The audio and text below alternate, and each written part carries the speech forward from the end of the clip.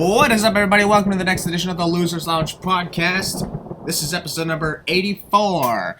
And ladies and gentlemen, this week we are talking WWE regular rules, apparently. It's supposed to be Extreme Rules, but unfortunately there's not a lot of stipulations here. But you know what? We're going to roll with it. And I'm pretty sure something will happen on the SmackDown after this podcast is released. But ladies and gentlemen, please welcome two-time Losers Lounge Member of the Year and Optimistic Hall of Famer, the heelest of Balors. Hello, once again, ladies and gentlemen, it's I, your heel, your fellow loser. You want to know who I am. Welcome to the Losers Lounge podcast. We are obviously here to talk and predict Extreme Rules. It's going to be a good show. Well, actually, as Christian said, regular rules, because there's only one Extreme Rules match, and WWE is just being WWE and not adding anything else, which is weird. How even the horror show last year had a theme. It had a theme in its damn name. Exactly. And here's a fun fact, folks. The horror show Extreme Rules was when the Losers Lounge podcast made their return after a 4-month absence. Exactly. Good fun facts, yeah. Oh, yeah. Folks, I'm going to be attending this show on Sunday, and hopefully it's going to be good. I will be at the Nationwide Arena in Columbus, Ohio, as part of my tour.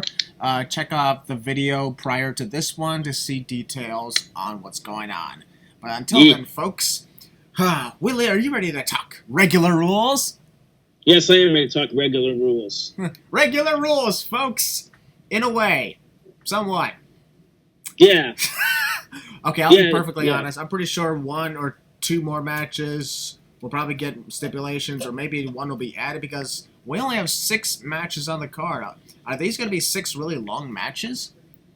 I could see it, considering the fact most of the roster is in the UK, so maybe. Okay, I can understand that case, because, well, yep, folks, the WWE is on a UK tour, and it's so awesome that they get to travel overseas again. Exactly. Speaking of, we will be talking the next time they're going overseas to a certain place. I'm just going to flat out say it. Folks, in about 3 weeks, we're going to talk and predict the events of WWE Crown Jewel.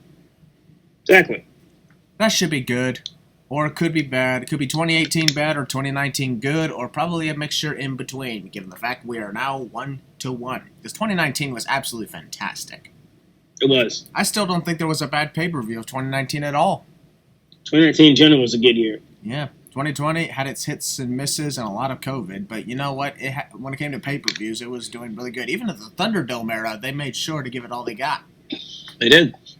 Now, 2021 has been amazing, not just for WWE, but also for AEW. And folks, next time we talk AEW, we'll be on Full Gear later in November. That should be exciting. Yep. All right. Here's how things are going to kick off, folks. We're going to start things off with a match that I guarantee is going to go on to the 1-hour time limit. Carmella versus Liv Morgan. Now, could you imagine if they actually did that? Here's the thing. Okay, we got Liv Morgan and Carmella. I'm actually interested on where this is going, because I did not expect these two to face off on pay-per-view. Maybe another edition of SmackDown, but it's actually at the pay-per-view. Exactly. Liv Morgan and Carmella is, in my opinion, a women's feud that should be broadcast in a better capacity. That way it could be looking more awesome than it really is, because these two ladies, they got a lot of great potential to make a good feud. They do. Specifically Liv Morgan. Exactly. Liv Morgan's the lone remaining member of the Riot Squad in the WWE. Can she survive? Impossibility. But then again, Carmella is the most beautiful woman in all of WWE. We know that. That is true.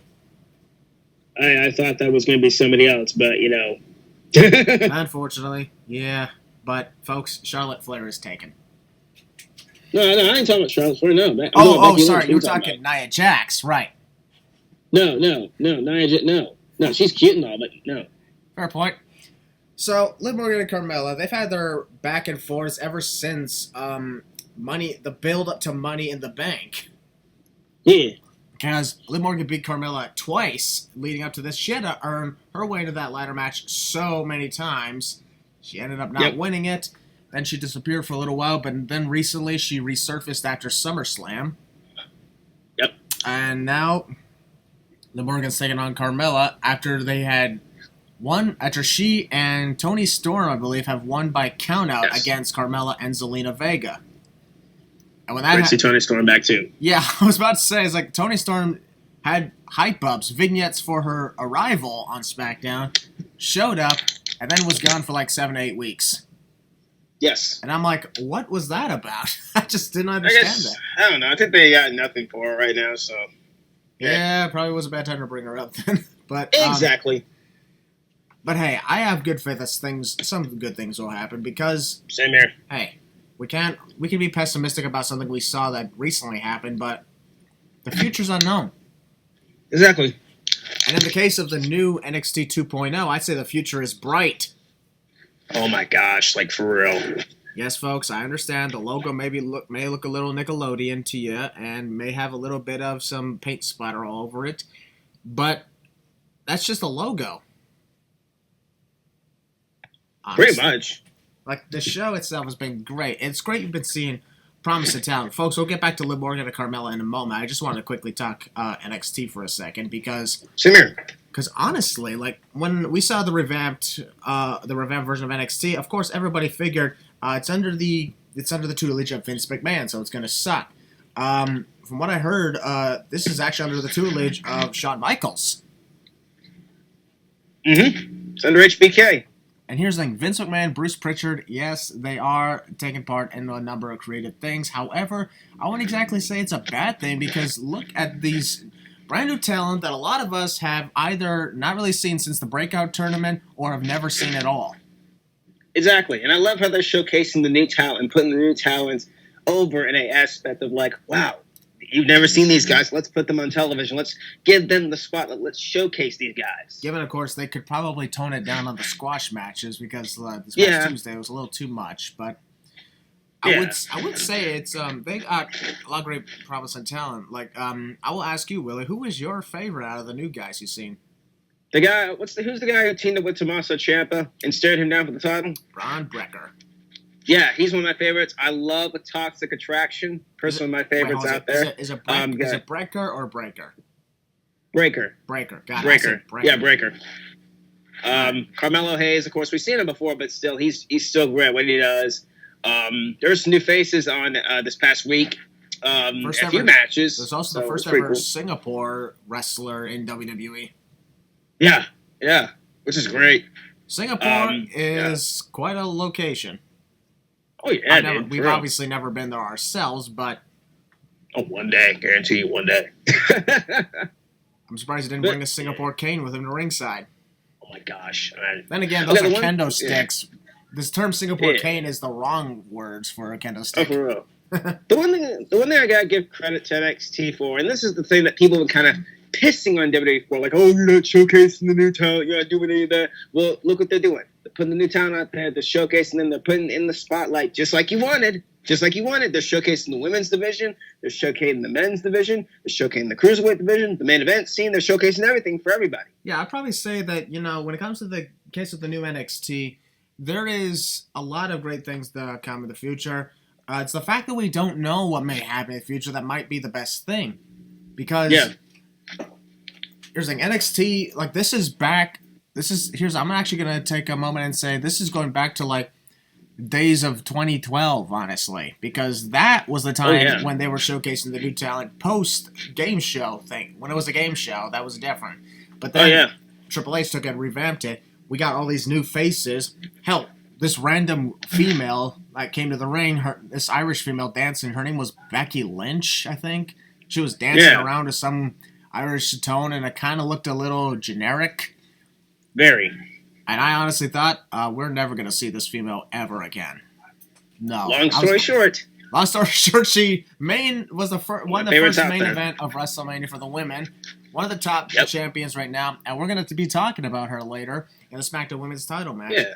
But this goes to show that a lot of those people, Bayley, Sasha Banks, we didn't know, and we knew Charlotte because she was the daughter of Ric Flair. But the others, we had no idea who the hell they were. And a lot of times I was like, really? Exactly. What the hell is this? This is not cool at all. I don't understand this. And then look what happened years later. They got built up in NXT, became major stars, and then, bam, now look at them. They're some of the top female wrestlers today. The same can be going for the men. Like this random guy who came from the Indies, who once was known as Tyler Black, now named Seth Rollins. Yeah, and that guy named John Moxley. Yeah, he came over, and that Roman Reigns guy.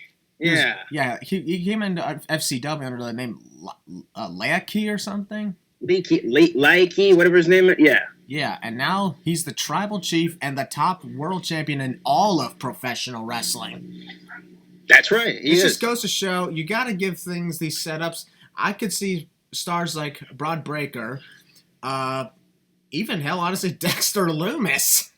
For real. I could see these guys as some of the top stars in about a few years from now. This is what NXT should be about. It should not be like an equal third brand to Raw and SmackDown. We gotta make sure that Raw and SmackDown is the big ocean here. Exactly. And yes, I know the creative stuff really needs to get their shit together, honestly. I'll even say that myself. Even Willie would say it. They need to get their shit together, but that doesn't mean that they always suck. They're doing great. And I know that things are gonna go well because I have faith. We move NXT back to what it's supposed to be. Not bringing in, I know, here's no disrespect to all those indie talent out there, but bringing them in to take the spotlights of the rising talent. How can you be a rising talent if you're already well known? Adam Cole, baby. Exactly. Like, look at all the talent. Look, for example, look what they did with Mandy Rose, right? She was doing, in my opinion, they weren't really doing that much with her on the main roster. I mean, sure, she had a fun run, all kind of stuff, but they never really used her to her full potential, right? Yeah, it started off when Paige brought her in with Sonya Deville as Absolution. It actually started off pretty good, pretty promising. I like that team of Sonya and Mandy. I was like, okay, I like this. Really cool stuff. Eventually, they split up. Mandy Rose had a little thing with Otis. That ended up not going very long. And then Mandy Rose went back down to NXT. For a while, we had no idea why. But now, when we see her, I'm like, that was actually really good. Exactly. She's there. She's basically someone with a lot of veteran experience. And now she's bringing in these other two. Exactly. She's got beasts drooling all over her, man. It's crazy out there. Like, and I love this little stable here. Like, it's just something that's interesting and it has my attention. Like, and no offense whatsoever to the women's tag team division in NXT, but I don't know. I'm just not really buying Io Shirai and Zoe Stark's chance because they haven't really been doing anything. Yeah, they're the longest reigning champions, but there was a long period where they were just not showing up at all. Exactly. So yeah. And however, I do like where they're going with this when it comes to the NXT Women's Tag Team division. We're actually getting new challengers in. Same thing can be said for the Cruiserweight thing. Speaking of factions, the Diamond Mine. Exactly. Diamond Mine is looking great. Roderick Strong is the brand new Cruiserweight champion. For real. About time. I love Kushida, but it's about time. Yeah, here's a Kushida won of the week after WrestleMania week, so he held on to it for a long time. He did. And here we are. NXT has a lot of bright futures, and that's not a pun to the fact that their logo is so bright. Exactly. Just when you think something's going to suck. Here's the thing. Willie, we had faith for the longest time saying, okay, I understand it probably is going to be a little tough to get used to, but let's let it play out, see how it works. We've seen 2 editions, and they've both been fantastic. Oh, yes, exactly. Like, I remember the whole, the commercials playing the new NXT, as I call it. You know, they call it NXT 2.0. It's still NXT to me. And it's like, oh, but look at all this kind of stuff. I had my little bit of doubts. I was like, I don't know about this. And then the first episode, it's like, this is what I wanted.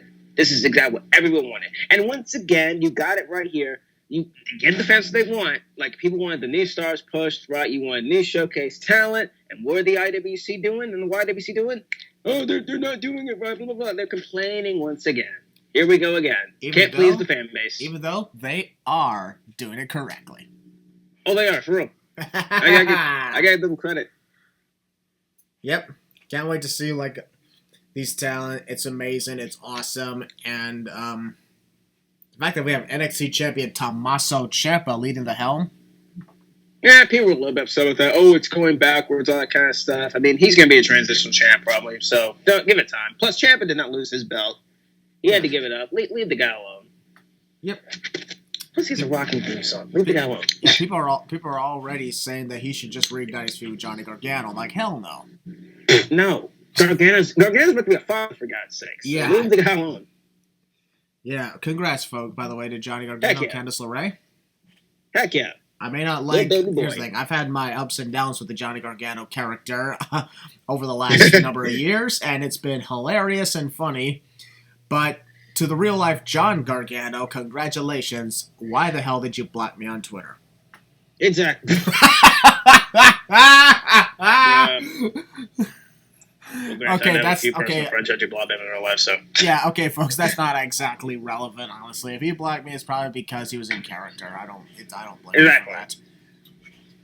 But anyway, though, overall, I'd say the new NXT is fantastic. It's really good. I'm excited for the future, and who knows what their pay-per-views are going to look like? Are they going to continue the takeovers? I wonder.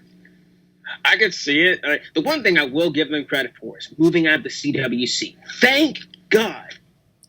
Yeah, I like the new arena setup. It's cool.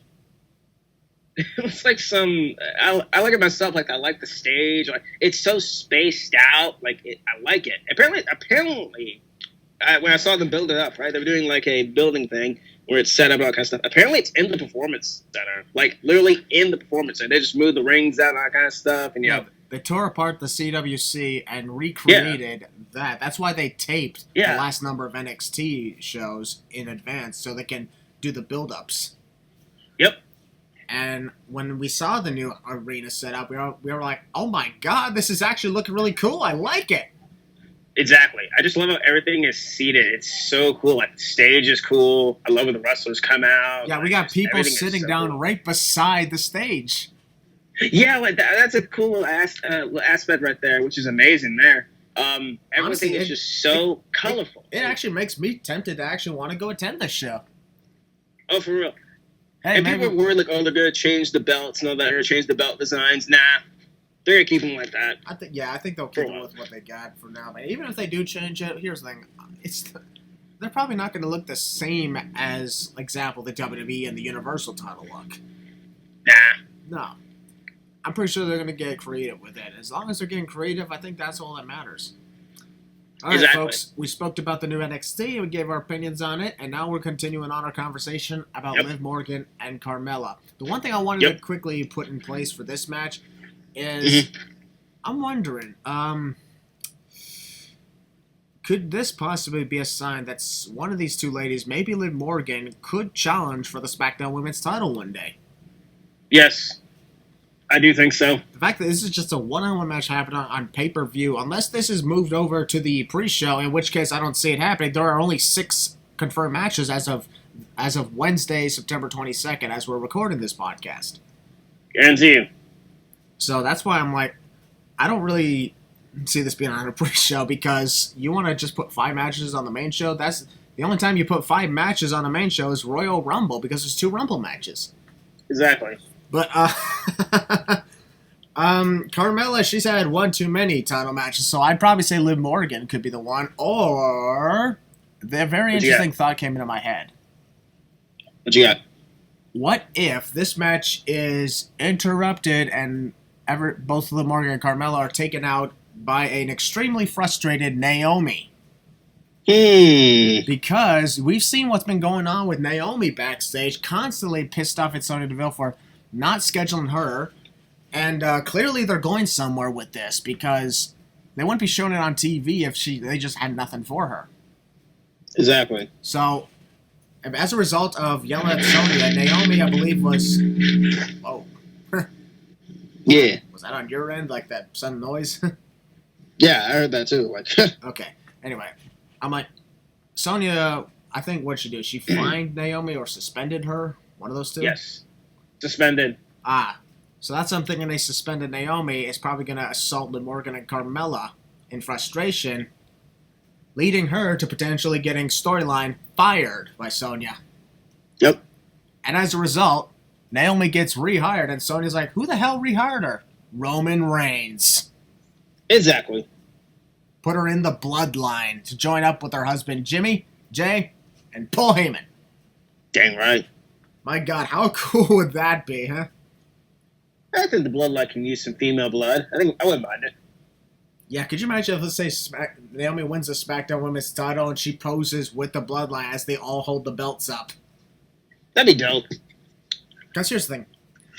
We're big fans of Naomi. She's honestly one of the coolest thing with Feel the Glow the last 5 years.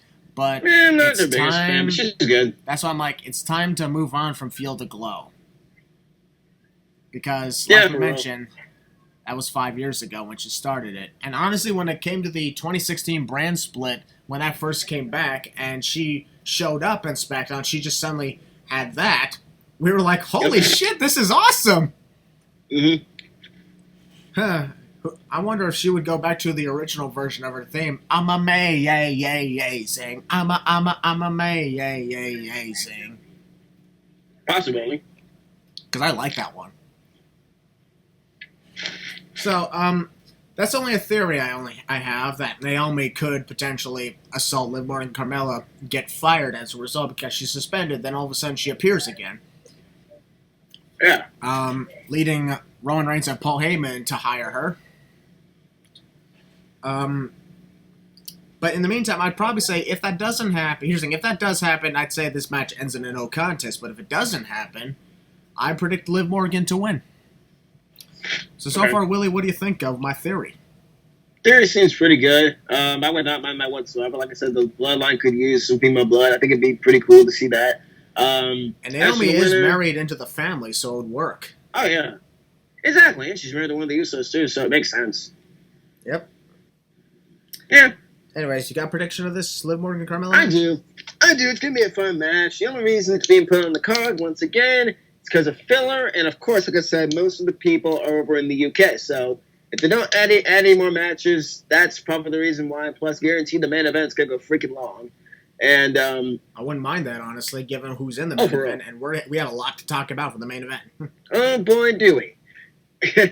Anyways, I think that Liv Morgan is going to win this match. And I want to address something here, Christian. I don't know if you saw this going around on Twitter, I think 2 weeks ago, I believe late last week.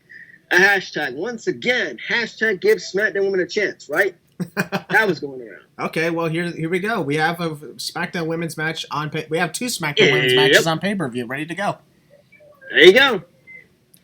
Let me guess. No need for a hashtag. But then again, speaking of women, there's also another thing I wanted to quickly bring up before we move on to the next match. Yeah. Congrats to the new women's tag champs, Rhea Ripley and Nikki A.S.H. Oh my gosh, that was great. I did not see that coming, honestly. I was like, whoa! For real. When they won, I was like, holy shit! They made a little speech about Connor's cure. Yeah, that was so good. That was so good. That was quite an emotional promo. Yeah, Rhea Ripley was getting emotional. I was getting emotional. Like, oh my gosh. Yeah, and here's the thing. I really hope, as I saw, like, a lot of people were like, oh, they were obviously going to win because they promoted Connor's cure and everything. Mm-hmm. In other words, I'm like, here's the thing. They probably did, but even if they did, honestly, it's okay because, let's be honest, Natalya and Tamina have been the tag team champs for, like, the past 4.5 months. Exactly. It's time to lose them anyways. Yeah, and besides, here's another thing I want to bring up. Yes, I know Shotzi and Tegan Nox are owed a title match, but let's be honest, they have a better chance of putting on a better match now since they'd be facing Rhea and Nikki. Exactly. No disrespect to Natalya and Tamina, of course. Mm-hmm. I'm just saying, it'd be a lot better for that. And speaking of teams that broke up, my God, Shayna Baszler is back. Oh my God, homie. She scared the shit out of me. I'm going to be honest. She scared the shit out of me. I don't blame you, dude. That was the most brutal beatdown I've seen, but oh my God. Yeah, jeez. She flat out murdered Nia Jax. We honestly thought it was going to go the other way around. Exactly. But, whoa, I'm like, this is the Queen of Spades from NXT. For real. Draft her to SmackDown so she can face Becky Lynch maybe again. And so this time she finally wins the title. Because she's, in my opinion, she still should have won at WrestleMania 36. For real. That was the plan, though, but Vince changed it. Yeah, Becky ended up leaving anyway. Yeah, the baby forced her to leave, so yeah. Yep. Hope the baby is doing well. Oh, for real. And I'd probably also say that when it comes to the women's tag team division, yes, women's tag titles are relevant. We still agree on that. Honestly, It seems to me they're actually trying to do something here. So as long as they're trying to do something at least, then we can at least give them points for trying. Exactly. But if they keep failing all that, I'll keep saying the titles need to be scrapped. Yeah. And here's the thing. Aside from the NXT women's tag titles and the SmackDown women's title, those are the only... Rhea Ripley's held everything else. I think she's a Grand Slam champ. Yeah. Raw... Actually, no, you have to be the SmackDown women's champ to be a Grand Slam. She's a triple crown. That's what we'll say. Yeah, triple crown champ, yeah. Raw women's champ, women's tag champ, NXT women's champ, NXT UK women's champ. She was the first NXT UK women's champ. Yep. Holy shit. Look at all that, huh? Rhea Ripley is already decorated. And she's only 1 year younger than me. Like, what the heck? She's a year younger than us, and she's more decorated than us. Exactly. Then again, we're not exactly in the wrestling business ourselves. We're podcasters, but... In a matter of time, I'm going to go back into the wrestling ring myself, but to me it ain't about being decorated as a wrestler. It's about wrestling. Exactly. Exactly. Okay, we're going to move on to the next match. We have a list of title matches. So far, none of these have stipulations. We're starting off with the SmackDown Women's Championship. We go from one SmackDown Women's match to the other. Becky Lynch defending against Bianca Belair. This time, not in a impromptu 20-second squash match. That's right. And here's the thing. How the hell can y'all say that Bianca Belair is buried? That's what I'm saying, dude. Look at her. She's still doing great. Hell, she was recently in the main event segment of SmackDown last week when Mayor Glenn Jacobs gave her the key to Knoxville. Yep. And she got taken out anyways. Yeah. That was funny. I actually saw funny things. People were like, this should be a handshake match, because their handshakes seem to happen a lot with these two. A handshake match. Now that you said that, they're going to do something like that in the future. You know what? That's fine. I guess when we've had a handshake match in wrestling. That's okay. Last year we saw a fucking eye for an eye match, and that made me... That almost made me throw up. Oh, for real? Not because it was horrible, but because the thoughts of people's eyes getting taken out, I'm like, oh, God, stop it. Exactly. And here's the thing. They sold, let's just say, just like we said last year, they sold the living hell out of Ray's fake eye being plucked out. Oh, dude, for real. Even Seth Rollins throwing up at ringside. I use that video every single time I see something stupid on the internet. Yeah, it's like... I remember I made a funny joke saying, like, if that's his reaction to Ray's eye being popped out, what was his reaction to Becky giving birth? I probably had to watch lots of videos, like... Imagine if there was actually a comedic video of when Becky was not actually giving birth, but they just recreated it, and you just see Seth just like topple over. Oh, imagine. That would be fucking hilarious. Oh, for real. But anyway, it was great when Becky Lynch returned at SummerSlam, and oh my God, I honestly think maybe it was probably not the good idea to put the title on her right then and there, but you know what, they did, and that's all there is to it. Mm-hmm. So,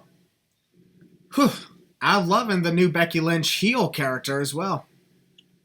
I originally thought that there is absolutely no way you can get people to boo her. It's Becky Lynch, and she just returned. There's no way in heck that this company's gonna be able to do it. Boy, did they prove me wrong. Boy, did Becky Lynch prove us wrong. And boy, did Becky Lynch herself prove us wrong, because it made sense to make us boo her. Bianca Belair is completely over with the audience. Not entirely. Well, she's buried. Not entirely to me. And here's the thing. People are pissed off because they claim, Bianca is buried. No, she's not. There she is. She's right there. Buried. She's not buried. And then she's not buried, people. Yeah, she ain't buried. Like, calm the fuck down. Chill. For God's sakes, I think this was 2 days ago at the live event in the UK. Her and Becky were in the main event. Yeah. She's not buried. Main event, folks. Hey, you ever heard of Bianca in a main event? Ever heard of Becky in a main event? They both... Exactly. Okay, I'm just going to flat out say it. Yes. Finally say it. Bianca Belair, main evented WrestleMania. There, you happy now? Yeah, and I said that with a good big smile on my face. I mean, y'all can't see it, but still, I said that with a smile on my face. So that's pretty cool. And Becky Lynch has also main evented WrestleMania. And Yep. these two are women that both won their main events of WrestleMania. Yeah, can any of y'all's favorites say anything about that? Put them in together here at Extreme Rules. This time, both of them equally focused. I think we're in for a good match. It's gonna be great, dude. But of course, Bianca Belair is buried, so everything I say is irrelevant. Yeah, she's totally buried. Yeah, mm-hmm. We could keep going on and on about that, but honestly, it would get boring after a while. So that's for real. Yeah, that's why, of course, just like a Bianca Belair promo, it would get boring. Okay, her promos aren't. I wouldn't say boring. They just kind of drag on a little bit too long for me. She's great on the mic, but there are just times where it's like, I'm the EST, I'm the EST, I'm the BEST. I'm like, okay, we get it. Actually, here's the thing. I hope this does... Here's the thing. Willie, you're a fellow black person. I hope this does not sound racist on my part, okay? What you got? The one thing that's so cringe is she's got to stop repeating, girl. I know, right? I hope that doesn't make me sound racist, because that was not the intention. No, it's just like she says all the time, girl. Like, what the fuck? Stop saying that all the time. We can make like a bonus. You know, I should totally make a bonus round of any time she says that. Girl. Exactly. It's like, girl. Shut up. Okay, so as a fellow black person, I don't take offense to that. And also as a fellow black person, I think it's in our nature to say that. It's so weird. Like, we got girl, we got other words which I will not repeat on this podcast.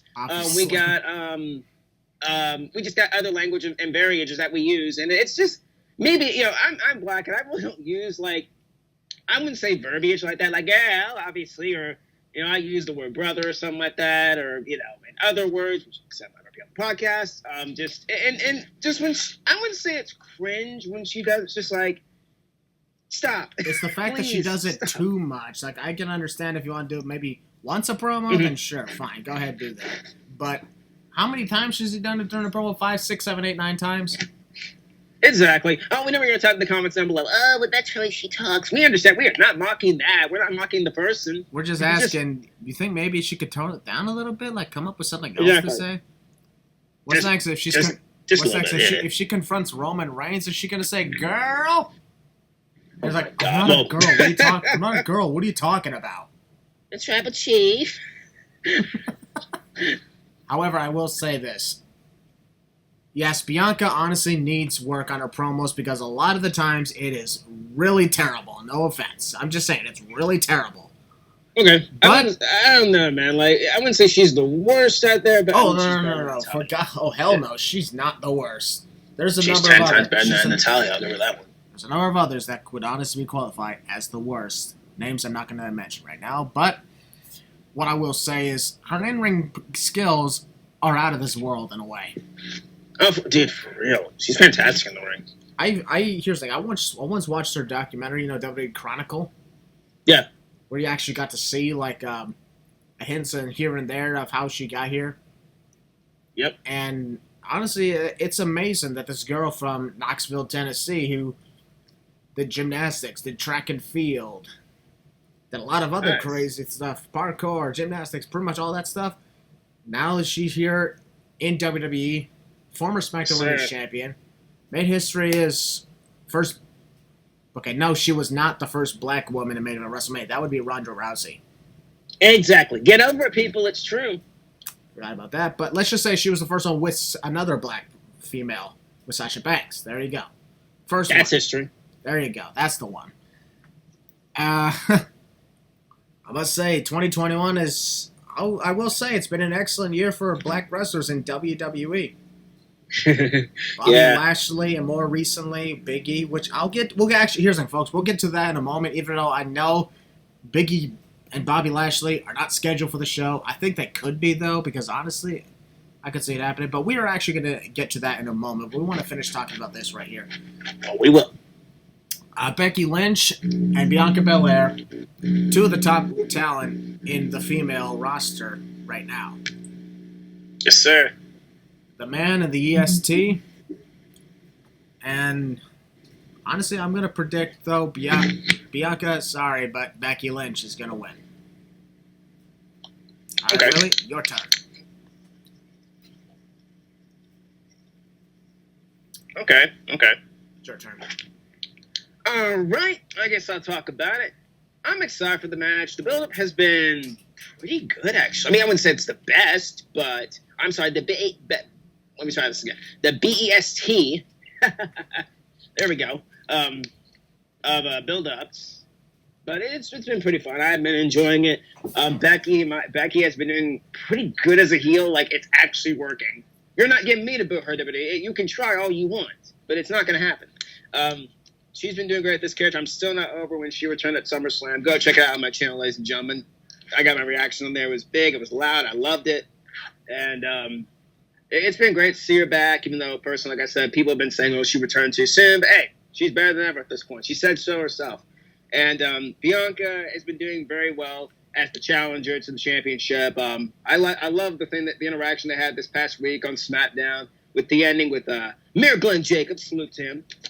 And that little key to the city thing, that was pretty cool. Another thing like freaking cardboard. But still, it was a cool segment. Becky taking her out, and people were like, oh, it's the go-home show. Actually, no, ladies and gentlemen, this week's the go-home show, which actually probably already happened because probably already happened. Whatever, anyways. The match is going to be great. I wish this was like a stipulated match. It makes sense, but it's WWE and they're being lazy. So if I had to make a stipulation for this match, I would have made maybe a 4 corners match, whatever. It had to be a situation where Bianca used her hair or whatever to get the win or whatever. Like, Becky could have dragged her to the 4 corners, like, with her hair or whatever. I wish when ladder match. So basically you're talking about a strap match here. Yeah, strap match. Like, Becky would have dragged her by her hair or whatever. A 4 corners match is a 4 corners match is a fatal 4-way match. So I got them confused. There we go. Strap match. I would have had do that kind of stipulated match, but here's what it is. Or a hair match. Hair versus hair, even though the women should lose their hair. Could you imagine if Bianca Belair loses her hair? Oh, God. No, that would have been just weird. But it should have been a stipulated match. I don't know, a freaking ladder match. That's something we haven't seen. I don't think we've seen a ladder match for the women. Like, one-on-one. Actually, what about 2 out of 3 falls? I could use that. Oh, heck yeah. It should have used a stipulated match. For all we know, it could be a stipulated match because, got SmackDown this week. But who knows what happens. As for the winner,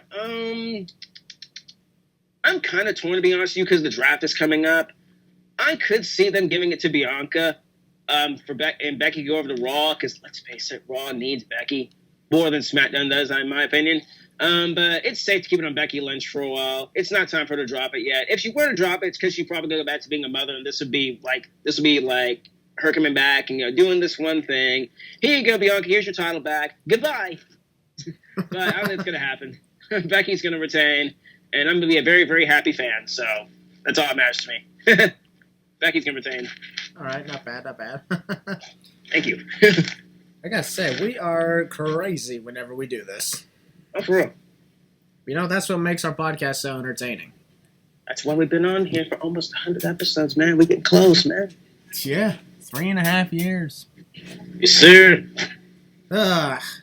All right, folks. Well, before we move on to the next match, we wanted to I wanted to mention this, folks. Go for it. Congratulations to WWE Champion Big E. Dang right. This might be the only time we could talk about it because he's not on the card. And he probably won't be, for all we know. I hope so. I really hope so. Yeah, I want him to see Big E versus Bobby Lashley 1-on-1 in a match that's not a contract cash-in. Exactly. Because that would be... They deserve it. That would be fantastic. And after what happened on Raw this past Monday was amazing. I was just about to say, that triple threat, Raw in general, overall, was really fun. Like, I had no complaints. Yep. Oh, my gosh. That main event. Oh, my God. Apparently, they practiced that the night before our live event. So, yeah, here's the thing. I understand there's a whole UK tour, but Big E and Bobby Lashley, they're here. They're not in the UK. Mm-hmm. So that's why I'm like, honestly, they could use the 7th match. True.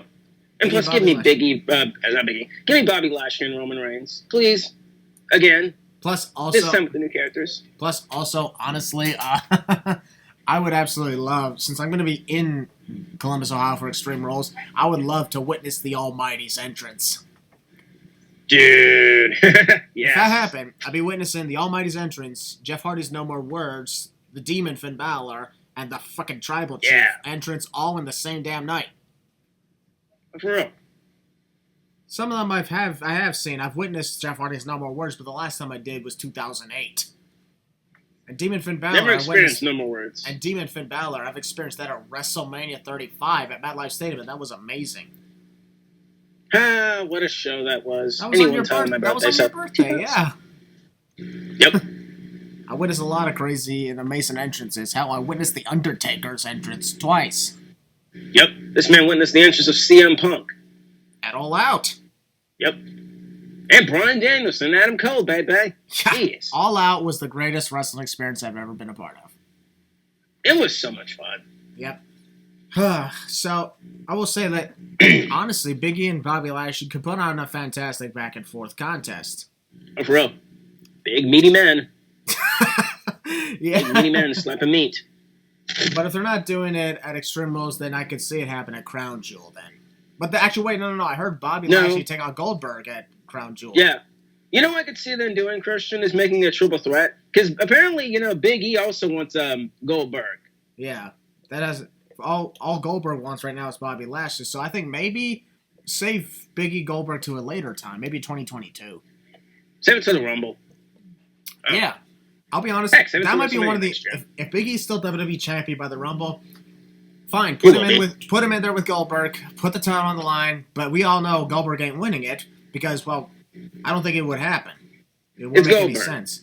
He ain't winning. But at the same time, it would give Big E what he wants. He wants to match with Goldberg, and honestly, Goldberg doesn't mind it either. Give the WWE champion what he wants. Please. That would be like one of the... I'll be honest with you, I think that would be one of the first occasions where Big E's in the ring and Goldberg asks the challenge, and our response will be, yes! Exactly. With the feeling that he might win the title, but he also may not. If we look at this past January when Drew McIntyre beat Goldberg. Well, ever since the Fiend thing in Saudi Arabia last year, you never know with Goldberg and championships, so it's still weird. It is, honestly, but you know what? Yeah. I have a good feeling. And not to mention, Big E. And Kevin Owens. Big E would honestly be very optimistic about this. Oh, for real? We've seen, here's like, when Big E won the WWE Championship, the only one popped into my head. What's up? His 24 documentary. You've seen it, right? I have when you look at his journey and how far he went to get there, imagine all that, all leading into the WWE Championship. And it's all because he was being himself, and he never once changed, all because fans want him to be serious. Big E was just being himself. And I'm like, honestly, that works. The way he was doing everything. When he was being serious at the start of things, when he joined with Dolph Ziggler and AJ Lee, understandable. It didn't really go much farther because, honestly, it was pretty bland. And he had, like, little to nothing. No character. And then, even when he turned face, he started to brighten up a little bit. Had a little bit of character. But even then, I was like, this guy just ain't doing it for me. I'm sorry. He just doesn't have a lot of good character. And then, New Day happened. Finally found his charisma. Finally found his character, which is great. Yeah, we were like, oh my god. And I also like that the members of New Day have flat out refused to ever, like, do a breakup storyline where they go against each other. Because they don't Which is want great, that. in my opinion. That means, like, if they ever, since they went their separate ways at Big E last year, the New Day was still alive. Even if Big E was not there. He was still a part of New Day, even on the other side. And so then, we have, now he's WWE champ. Here's like, in the 1 year since the last draft, he became the Intercontinental Champion on Christmas, won the Money in the Bank ladder match, had pretty awesome, actually before that, had great matches with the likes of Apollo Crews even at WrestleMania, won the Money in the Bank ladder match, and then became WWE Champion. You can't make this stuff. You can't make this stuff up. Nope. I know Willie absolutely loved this, especially since this was the first time ever a black wrestler beat another black wrestler to win the WWE title. Yes. That right there. And I know people are like, oh, but race doesn't matter. And in some circumstances and cases it does. And moments like that just really, just warms my heart. It just, like I said, over the years in WWE, black people have been treated as like a joke. We've been treated as like, oh, we're the guys who dance and make people smile and laugh and all kind of stuff. It's about freaking time they're treating us seriously and with respect.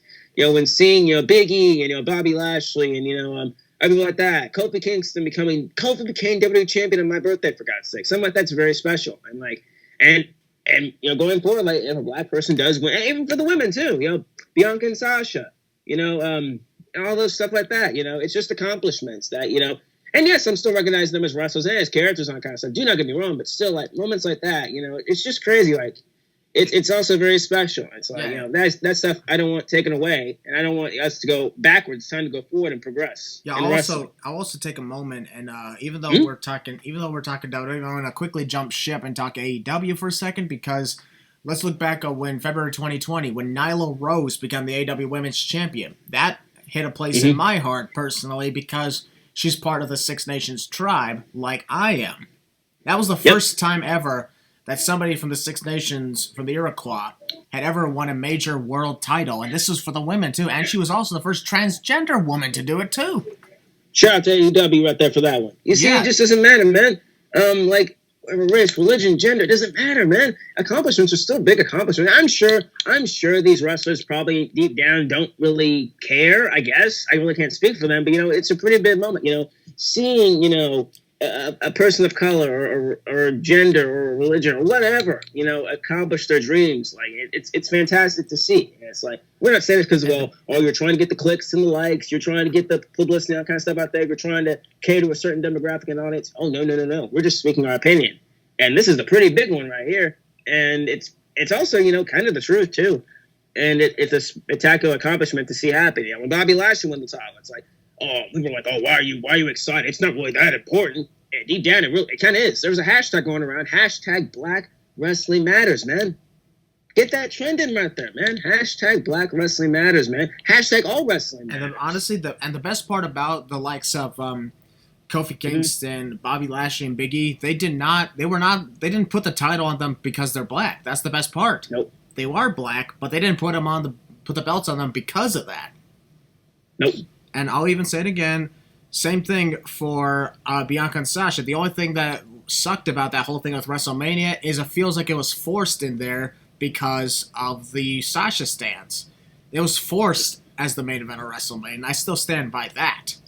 Because it's forced because of WWE's political that was system. That was the only occasion where I felt like they only put them as the main event of WrestleMania because they were black. Look at Money in the Bank, Chris. Remember that? Remember how I built it up as like it's the first time two black people have been challenged going against her for the WWE title? Bobby and nobody really brought it up. Yeah. I was like, okay, I got to do it. And I did. Yeah. And then that ended up going somewhere. It did. They didn't mention on TV, but still, it just felt very special. Granted, it was a squash match, but I didn't care. It was so great. So this just goes to show that here's the thing. That's how you do it properly. You don't force the agenda on them. You let it happen naturally. That's exactly what they did. Exactly. Big E's also the first black wrestler to be Mr. Money in the Bank, or even Miss Money in the Bank. That goes for that too. But it wasn't done. But it wasn't done because he's black. It was done because he was so over. Exactly. Like Big E, he's relatable, man. I see him he's just a normal guy, man. He's the normal person up there. And he's himself. He's not a character. He's himself. Although, here's the thing. Here's what I want to ask. What did you think of Big E saying, the one thing I'm really thankful for is all the angels here and a good friend up there? I got choked up. I knew exactly who he was talking about. Rest in peace, brother. We love you, homie. John Huber, man. Dang right, man. We miss Luke Harper. Here's the thing. The only time we do. When I was tweeting it, I was actually just about to say Luke Harper because we're talking only WWE here. It was never Brody Lee in WWE. But exactly. I feel like, he ain't talking to either of those characters. He's talking to John Huber, the real person. Mm-hmm. So, boom, John Huber. And we miss him. Exactly. We love him and we miss him. We do. It's a big shame that happened. Man, those must have been a horrible few months. Oh, for real. At least they had closure. That's pretty good. Absolutely. That's the best part. Props as well to AEW for keeping that a personal secret as well, because that was the right thing to do. I want give a shout out to AEW before we move on with the old Owen Hart thing. That's a the pretty Owen big thing. Hart I want to give a shout out to tournament, I AEW. love that. They're adding him into the AEW video game, and at the same time, they're hosting a tournament in his honor. I'll guarantee a shit ton of wrestlers. Name one person who is not a fan of Owen Hart. Name one. Exactly. Name one. Do you think you can name one, Willie? Nope. No, you can't. So that's why I'm like, the fact that AEW is doing that, I guarantee so many of them are like, I want to win this. Oh, for real. They're going to give it the best that they got. I cannot wait to watch that tournament whenever it takes place. It is going to be fantastic. It is, and and I've seen a lot of WWE and AEW stands going and making this about a war and all kind of stuff. No, this is about honoring a man. Yeah, like seriously, and honoring a wrestler. What they're doing. Say shit all you want, but here the reality is, it's not about competition. It's not about getting revenge, and it's not about war. Hell, I guarantee even for Martha Hart, it's not about fucking revenge. Like, because that doesn't do anything. Friends, she kind of holds a little bit of a personal vendetta over them because she thinks that they're responsible. That's totally fine, and honestly, that the grudge is justifiable, yes. But teaming up with AEW is not doing anything. That's why we know, I'm like, yeah, she ain't stupid. She's doing this because she trusts AEW to honor Owen. And a lot of these reasons is Brody Lee's death. The way that they treated it, the way that they kept it under the down low as much as possible, checking dirt sheets every single day just to make sure that nobody leaked anything.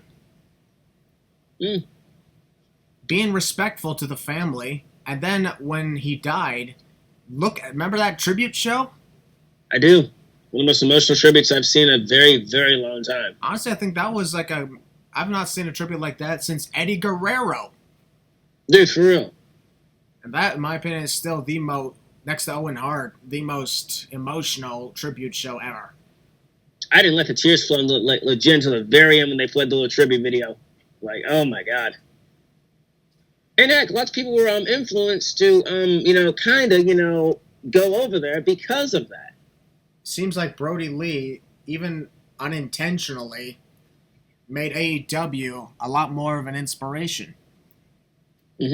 Obviously, it wasn't his intention to die, but think of it as Brody Lee gave his life. This is kind of dramatic, but I'll be a little dramatic. Brody Lee gave his life so that AEW could shine brighter.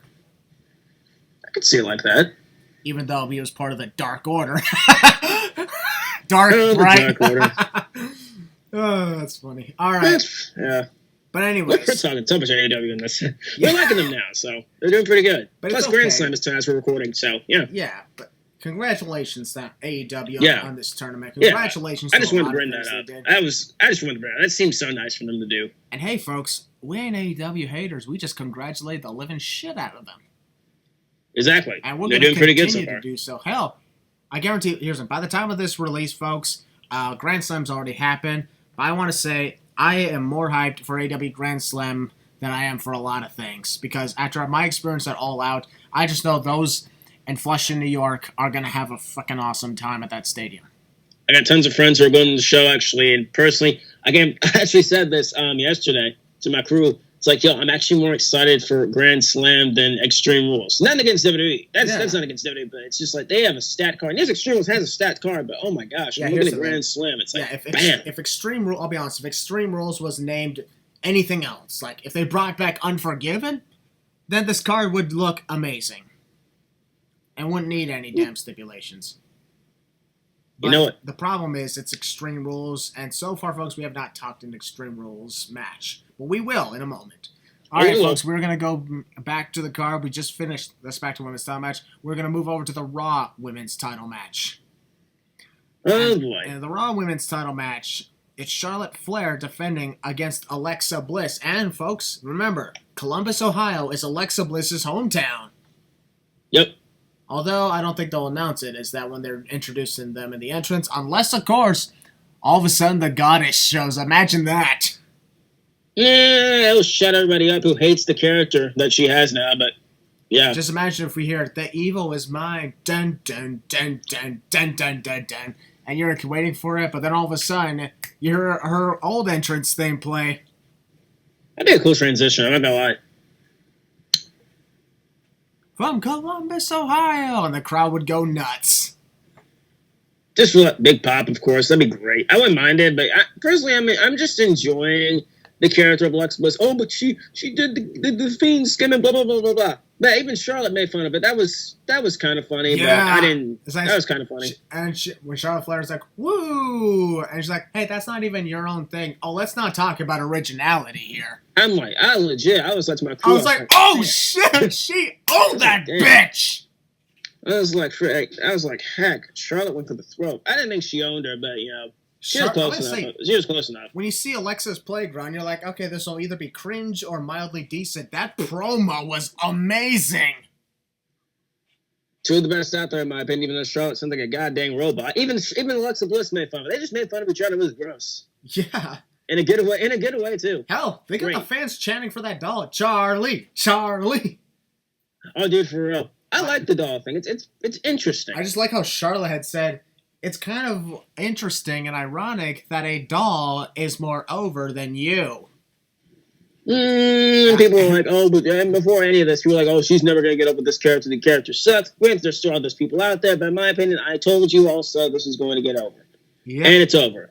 Took y'all a while to freaking get used to it, but, it's over, which is great and amazing, and she deserves it. Yeah. There's the Lily doll, which was introduced after WrestleMania. Yep. I was like, okay, weird, okay. And then, Charlie! Because Charlotte. Charlie, Charlotte. Exactly. I just loved it. Because Charlotte Flair, we all know legitimately, she's always wanted to keep working with Alexa Bliss because they only worked that one time for Survivor Series in 2018, I think. No, 2017. Yes. That was the only time they faced off. And I remember that match in Survivor Series. It was so good. Yeah. And when you had them face off, I was like, nice. This is absolutely amazing. You know it. And Alexa Bliss is one of the top female wrestlers in WWE history because look at the accomplishments. 3-time Raw Women's Champ, 2-time SmackDown Women's Champ, the first person to be SmackDown and Raw Women's Champ. Not simultaneously, That was Becky Lynch. But you get what I mean, the first one to have won them. Women's Tag Team Champion, Miss Money in the Bank. Yep. She's done all that shit. The only thing she hasn't done is win the damn Royal Rumble match. That's coming in the future, guarantee you. Yeah, I'd probably see that happen in the future. And honestly, the way things are working, this whole thing, I didn't think it was going to work out, but it did. Mm-hmm. I will say, I'm guilty when I say I didn't think this was going to work out. It did. Yeah. So, that's on me. I had faith, but at the same time, I was more thinking, I don't think this is going to work. Exactly. Charlotte Flair has been champion shitload of times. Then there's Alexa Bliss, who is a 7-time women's champion. Mm-hmm. Huh. It's just crazy to think what these women have accomplished since, well, for Charlotte's case, since 2014, and and for Alexa Bliss's case, since 2016. Yep. When Alexa Bliss first showed up on SmackDown in 2016 in the draft, she was amongst basically the crew, but I was like, there's just something about her that I like. Mm-hmm. And then, boom, she was the first to beat Becky Lynch to become the SmackDown Women's Champion. Yep. She hasn't held the Raw Women's title since she lost it to Ronda Rousey at SummerSlam 3 years ago. Mm-hmm. That's why I'm like, honestly, I'd say it's time to give it back to her. I don't think they're going to do it because, well, then again, Charlotte Flair, she tends to lose her titles quickly. She does, just to boost her status as champ. 14-time, I believe, right now, right? Yes, 14. Good God. Yeah, for real, 14. But, honestly, I'd probably say we're in Columbus, and this is actually a tough decision. It could be Alexa because we're in Columbus and her character is pretty over, and there's the potential possibility of the goddess returning. And there's Charlotte Flair, who's just freshly champion, and they want to keep on hanging on with her going into it because Charlotte Flair, folks, is a draw. Yes. And that's why I'm like, it's tough. But I'm going to take a risk and say Alexa Bliss will win the Raw Women's Championship. All right. Your turn to talk the match. Oh boy, like Christian said, this is very, very, very tough to predict. Oh boy, I don't know. Like, they could go either way. I hate being that guy. I'm gonna go with Charlotte because the only reason I'm saying that is because 2 reasons. One, it's in Alexa's hometown. You know how WWE is with wrestlers in their hometown; they like to screw them over. And 2, actually, I have 3 reasons. 2, Charlotte just won the championship. And 3, Alexa got the upper hand on the go-home show. Usually, people who get the upper hand on the go-home show usually lose. So I'm going to take a big risk myself, and I'm going to say Charlotte wins by the skin of her teeth. She's going to win. I don't want to be that guy. I want Alexa to win, but knowing WWE's track record and knowing how to like to screw with things and screw with the formula, yeah, Charlotte's going to win. And Alexa will win it down the road. Oh my God, Willie! I think you just named the stipulation of the match: a skin of my teeth match. I'll guarantee you. Oh God, we are so good at this. Guarantee you. All right. There you go. So, folks, we are going to move on to the next match. This is for the SmackDown Tag Team Championships as the champions, the Usos, defend against the Street Profits, 2 of the top teams on SmackDown. Oh, wait, they already faced off a lot? Oh, shit. Yes, they have. Did. Oh. Well, still, there are 2 of the top tag teams on SmackDown. Yes. And all seriously, I know the Raw tag team titles are on the line, but I just want to take a quick moment and say, can we just talk about how there's a lot of great tag teams over on Raw? Most recently, tag team side. Recently, Humberto Carrillo and Angel Garza. Yep. Legit cousins, and I'm like, when they performed against Mansoor and Mustafa Ali, I'm like, wow. That was good. Honestly, like, the tag team division over there is looking great. Hell, I love Mason T-Bar. Mm-hmm. Like, I think splitting from Retribution was the best thing they ever did. Forming Retribution was the worst thing ever, but, it is WWE, so, Still can't believe they managed to break into our lounge and kick our asses. Well, what goes around comes around, Christian. Who's standing? They are, we are. Yep. Sure, we got injured really badly, but hey, you know what? It was fun. Mm-hmm. Got our asses kicked it really badly. K-Money broke his damn arm. Yeah. What was his leg? I don't know. Yeah, it was his arm. Yeah. But over on Raw, things are looking amazing for the tag team division, especially the tag team champions, RK Bro. Yeah, oh my God. Those are my boys right there. Yeah, this just goes to show that we have a lot of amazing things.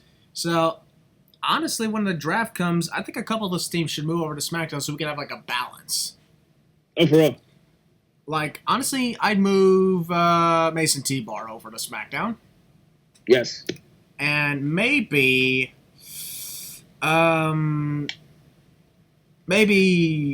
Mansoor Mustafa. Oh, yeah. Not too much, though. We want to I can see it.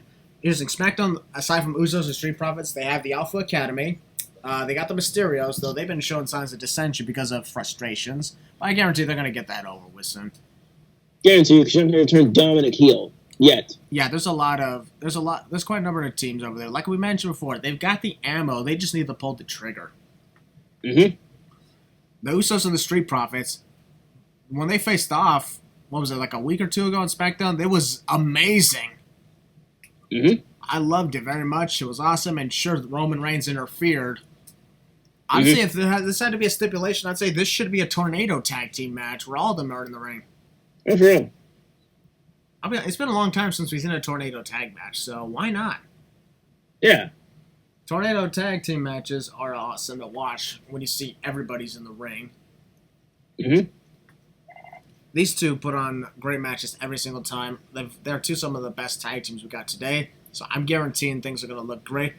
But as for the result, I'm going to predict the Usos will retain this one. Your turn, Willie.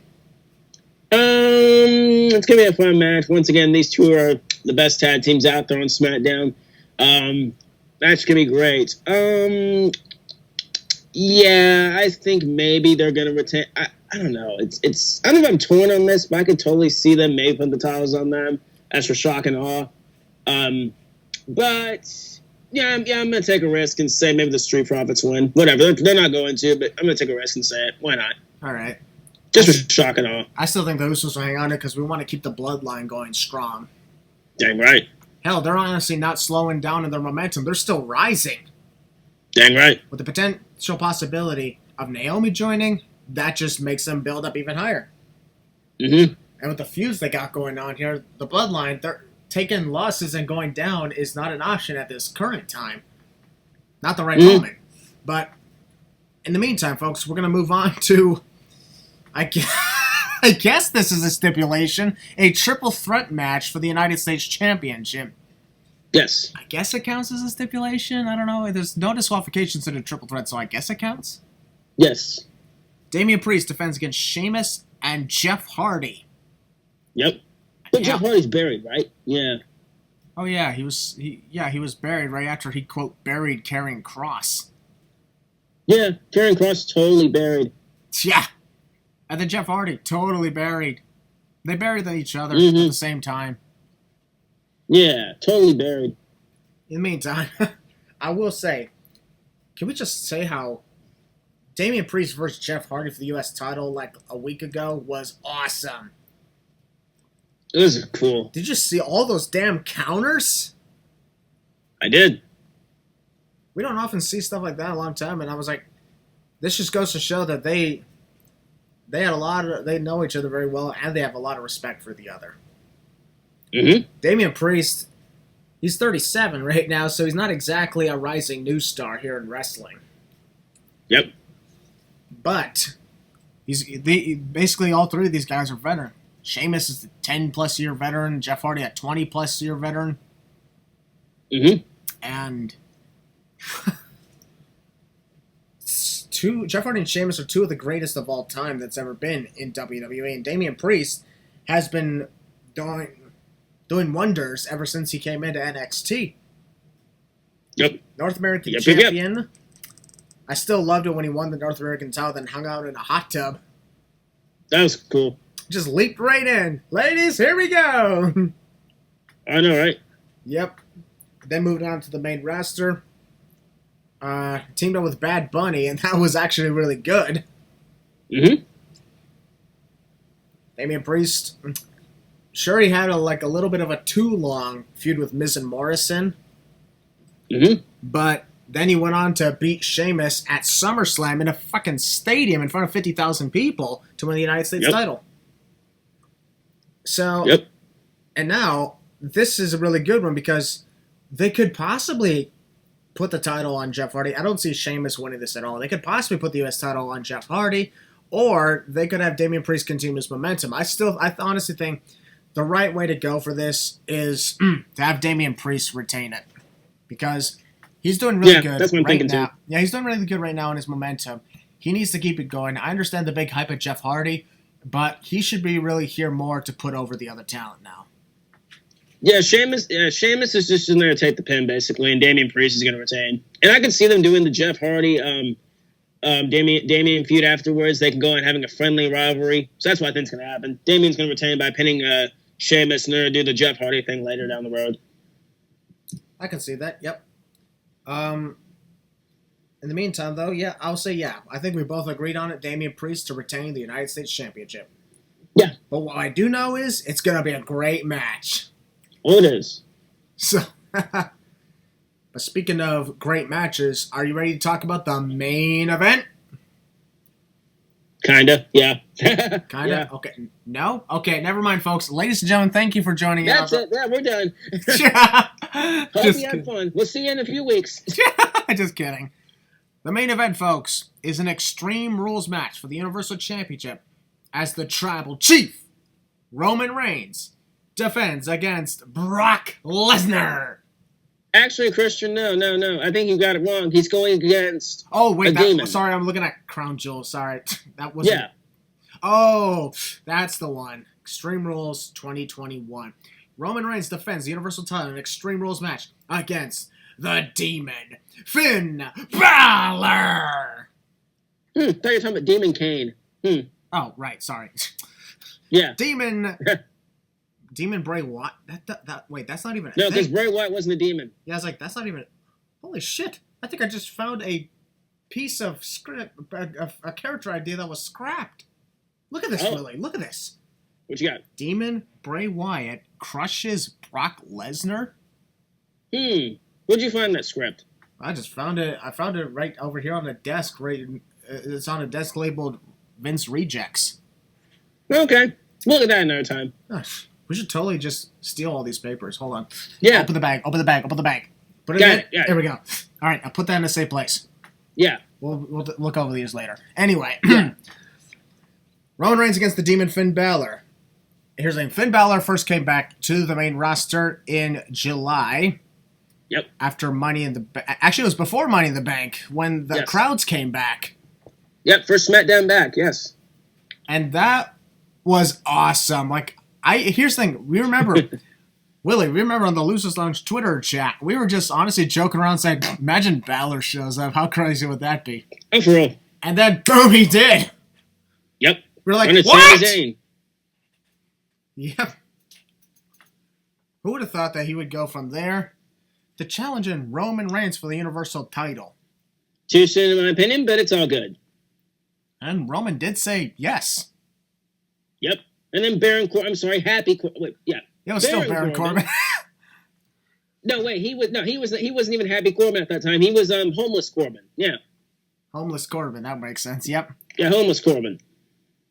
Yep. Then Homeless Corbin prevented interrupted. Finn from signing the contract. Although, let's be honest, we all knew that Roman Reigns would face John Cena one-on-one in SummerSlam. Exactly. Anyway. They did that to play with us. Yeah. But it didn't work on us because we were like, yeah, this ain't becoming like a triple threat or anything. We're not stupid. Exactly. This ain't like a Daniel Bryan thing. Exactly. That's why I didn't want. Hell, Roman Reigns and John Cena was an amazing match at SummerSlam. And congratulations to those two. It was. And then now, John got destroyed at the end. At Extreme Rules, this time it's a little different. Here's the thing, though. I like what Finn Balor had said, saying, I don't want to wait till Extreme Rules. I challenge you next week on SmackDown. And then you got beat anyway, so yeah. What warrants your rematch? That's what I'm really thinking. Granted, I know people, the Usos got involved and they screwed over Balor, but still, he lost. Yeah, he still lost the match. Doesn't warrant a rematch. Yeah. Back of the line. Back of the line, but hey, it's okay. Yeah. The human Finn Balor lost. The demon Finn Balor, on the other hand, did not even get a title shot. Nope. Hell, demon Finn Balor hasn't had a Universal title shot since he won it. Nope. So that's, I'm like, okay, that's a little different. But man, what did you think after the the whole thing went down with the Usos, the Street Profits, and everything? Yeah. Then the fucking demon showed up. It was cool. Great moment, but when I honestly thought that Brock Lesnar was going to show up since he was there at the time, it was in Madison Square Garden. I thought Lesnar was going to show up at the end to beat everybody down, give Reigns an F5, and then pose. Yep. But then no, Demon Finn Balor showed up, and I was like, oh my god. Exactly. But unfortunately, I'm like, we're actually in a dilemma here. A big one, WWE. This is a big dilemma here. Roman Reigns right now cannot afford to lose any match at all. Nope.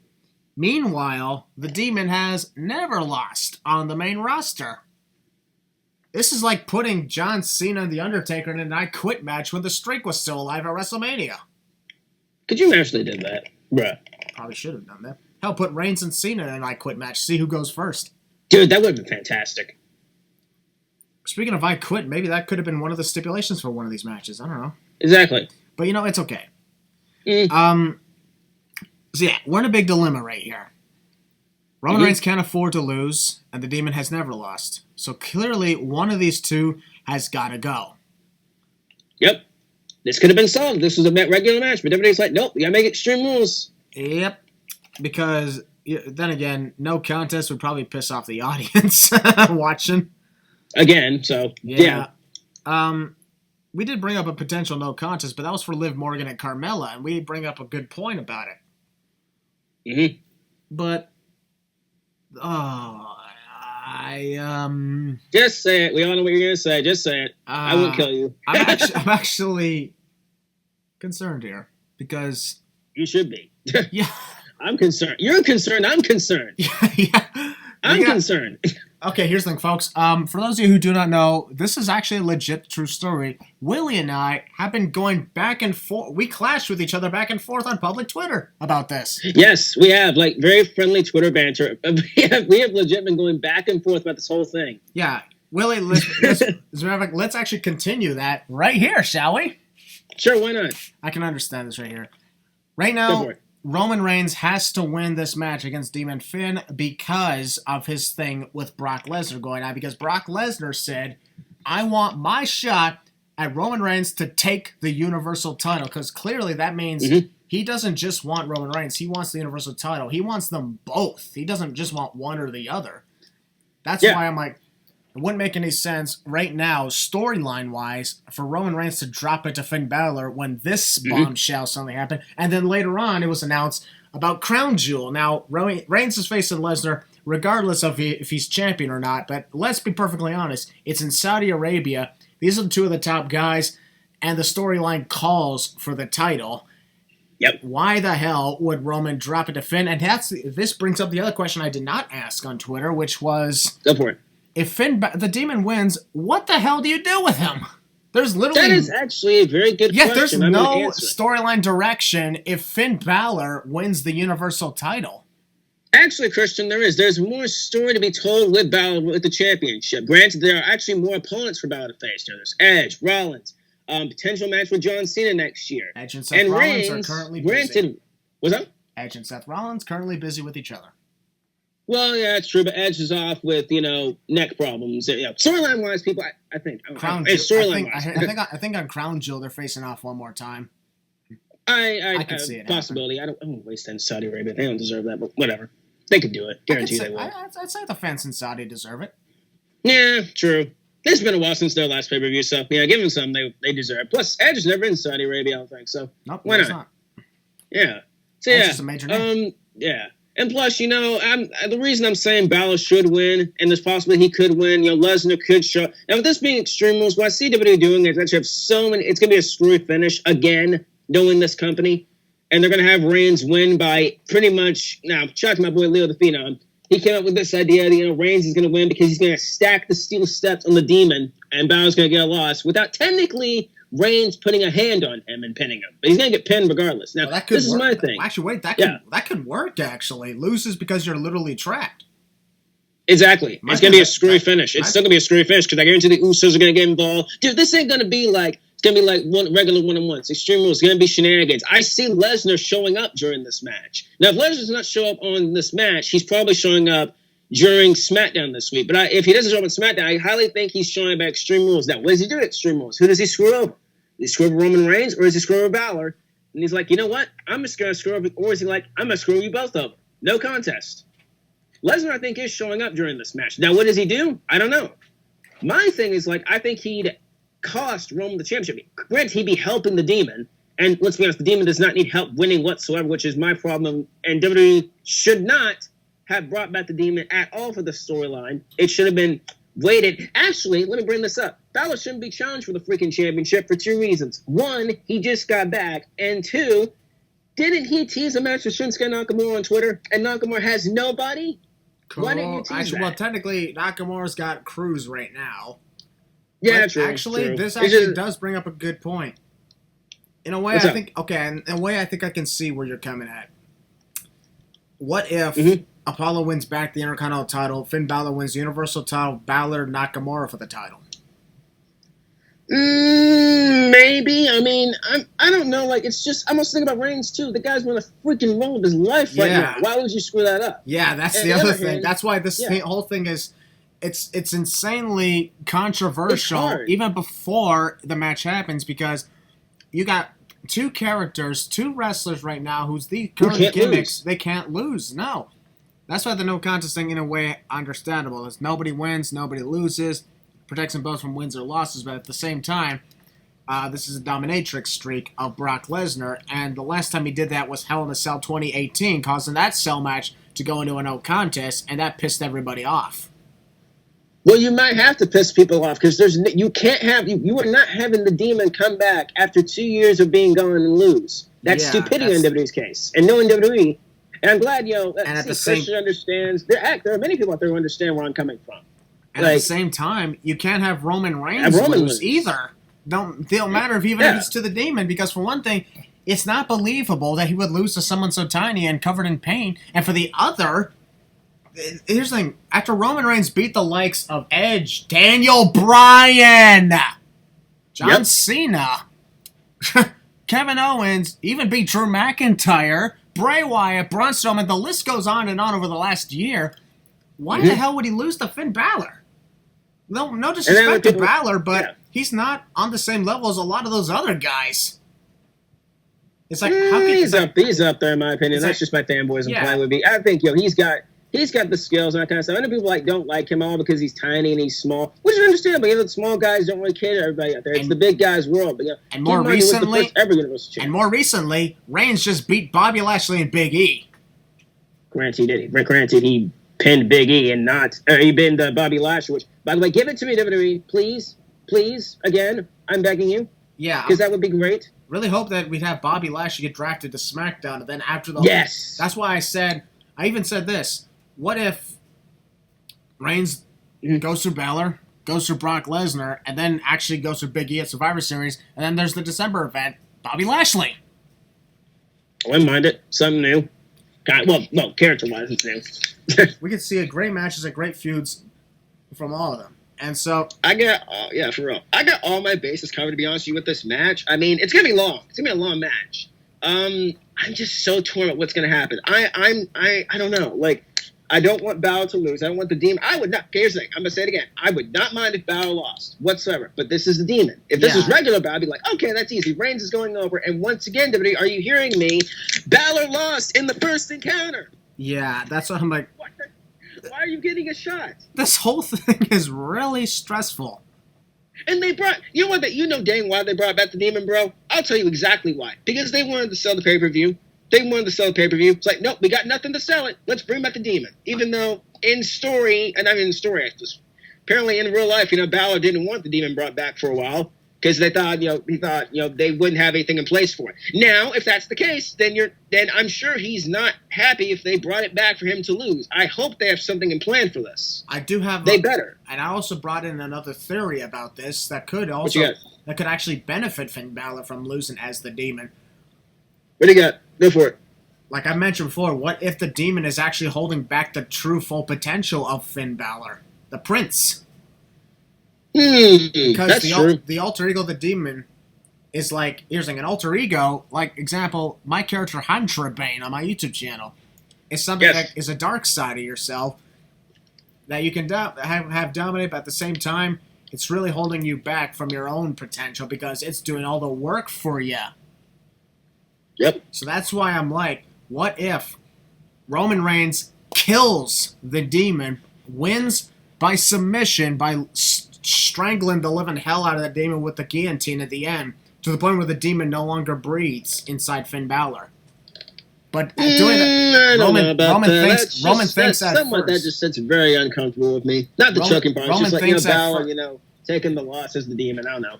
I know people are like, oh, he's lost as the Demon in NXT with Samoa Joe. Yes, I understand. And apparently Balor, the Demon's weakness is Samoans, so that's I guess Samoan's named Joe apparently.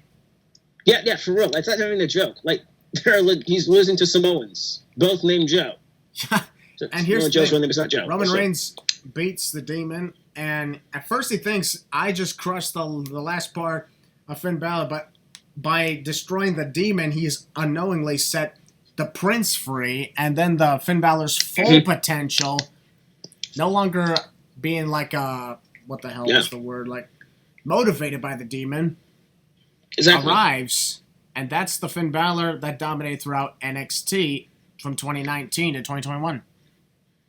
I could actually see them going with that storyline, and there is possibility. Now, granted, I do think Balor will win the championship soon. Not yet, but they're going to save it. I really think they're saving it. Yeah, For when? I don't know. If they want to have Finn Balor beat Reigns for the Universal title, then do it at WrestleMania, because the way that Reigns is going right now, he needs to drop. If he needs to drop it anywhere, it's WrestleMania or nowhere.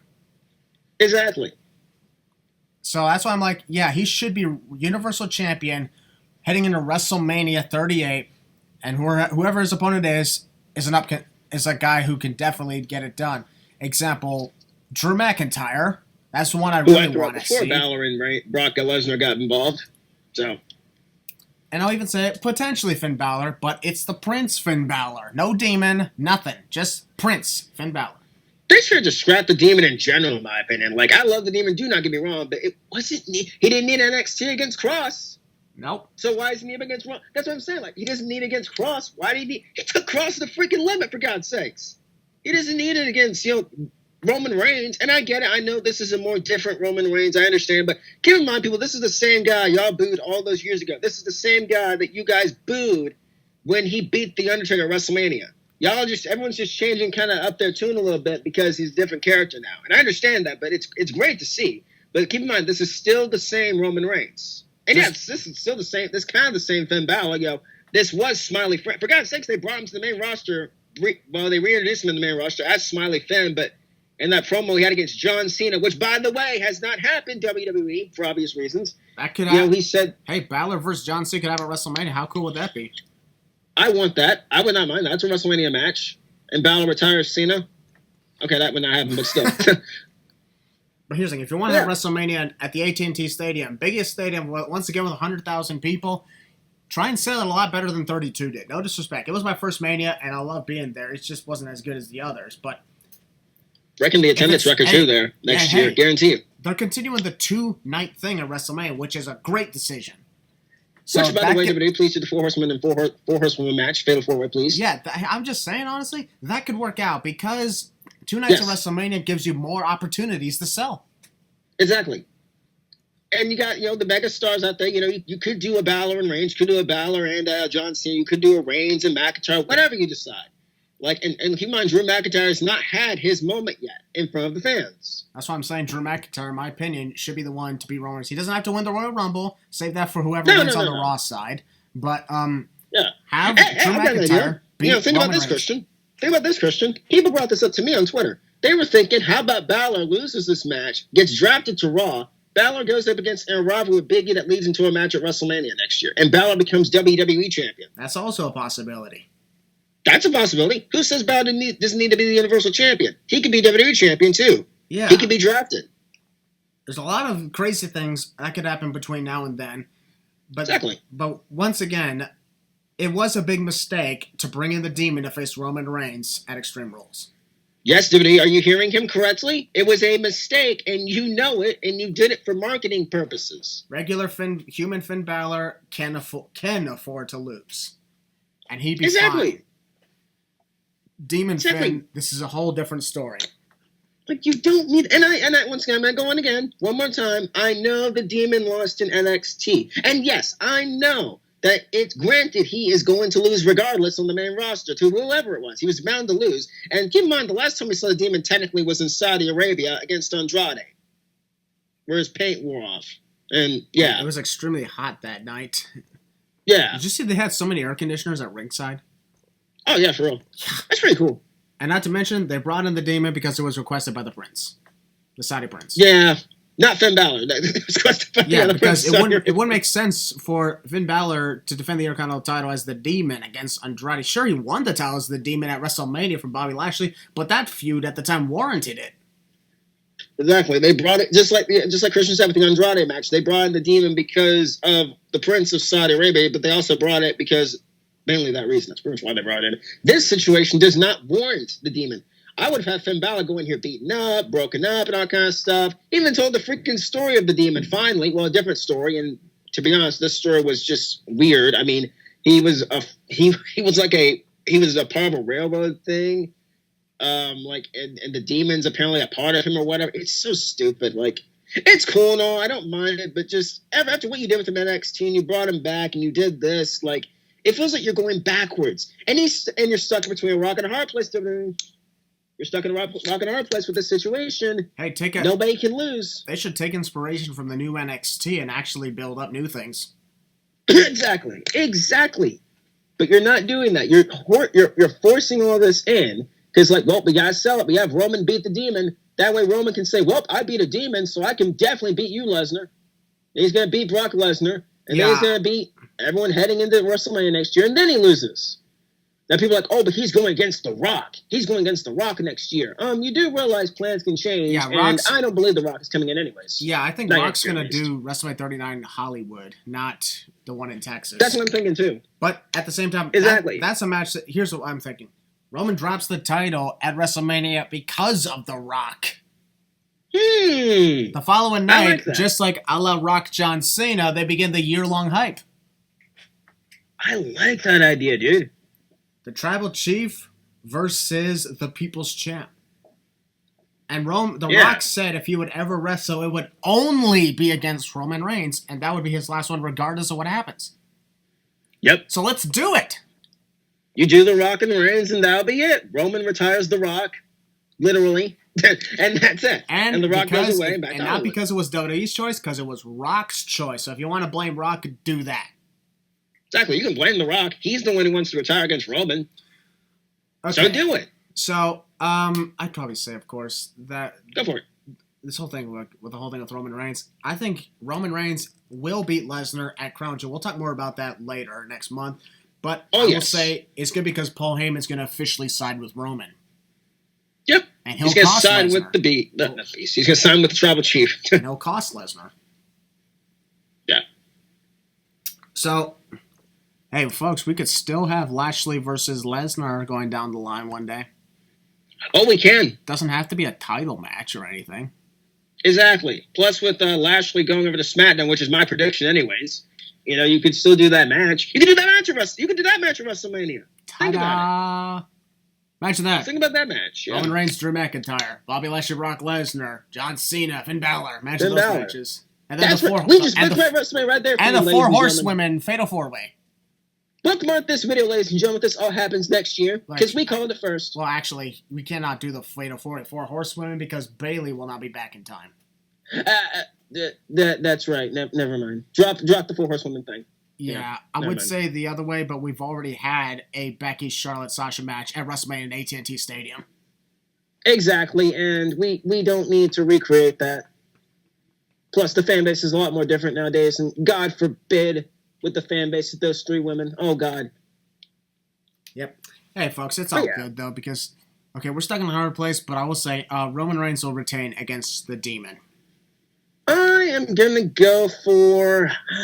I don't know how they're going to do it. I'm going to say, with a heavy heart, Roman Reigns is going to retain, and, Balor's going to take a loss. It is what it is. Just one loss. It's not going to do anything to him. I just hope and pray to whoever lives in the sky that Balor does not get lost in the shuffle, because it seems like that's what they're doing right now. And maybe they are building him up for a potential win against Reigns in the future, even though... And my worry is like, here's my worry too. Oh, Roman runs through all these guys. He runs through Lesnar. He runs through, Cena. He runs through Balor. He runs through Bryan. He runs through Edge. He runs through all these guys, only to lose to Drew McIntyre. A guy who is believable, just like Lesnar, just like Cena, just like Balor, people. Because keep in mind, Finn Balor did beat Roman Reigns to enter into the Universal title picture in 2016 to face Seth Rollins at SummerSlam. So to say that Finn Balor is not believable against Roman Reigns, in my opinion, is a bunch of crap. But that's just me. And granted, it was a different time, and that was a different Roman Reigns. That was a different Finn Balor, but same thing in this situation. It's a different Roman Reigns, it's a different Finn Balor. It's the Prince, it's the Tribal Chief, and I don't think they're going to have Roman go over clean. It's going to be with dirty tactics, guarantee you. The Usos are going to get involved. There's going to be a weird shenanigans involved in this match. And Roman's going to retain. I think Balor's being drafted over to Raw, and I don't know what they do with him. Just do not have him get lost in the shuffle. And don't send him back to the mid-card after this, because don't look at him as like, oh, he's just a small guy. He's all chiseled, he's all, he's amazing looking, blah, blah, blah. He's just a hot body, according to people. He's a great wrestler, great talent, first ever Universal Champion. Granted, he held it for a short time. Longest reigning combined days as NXT Champion. The second ever guy to win the NXT Championship twice. Former Intercontinental Champion. Actually, he's the third guy. Third, okay, I got it wrong. Third guy to win the NXT Championship twice. Like, there's so many potential things you could be done with Balor, and if you don't capitalize on it, WWE, then you know where Balor's going to head. You know exactly where Balor's going to head to the competition. That's where he's going to head. Actually, no, he'd head straight to New Japan.